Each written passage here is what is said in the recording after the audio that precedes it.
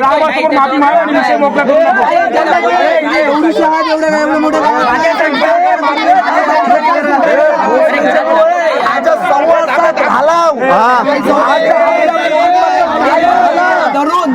पहिलं नंतर पोरींबद्दल पण काय विषय ते सांगायचा. पोरींचा पण आपल्या वाटच गेलो ते सांगायचं. सॉरी बोलतो आता. पाया पड जय श्रीराम बोले माफी माग आणि विषय संपवून टाकू. जय श्रीराम बोलते तो.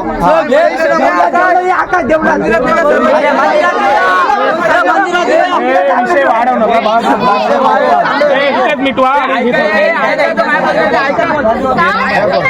माझ्याकडून चूक झाली आहे. मी आता असं कधीच नाही करणार. आणि इकडे बघा इकडे बघ. काका मारू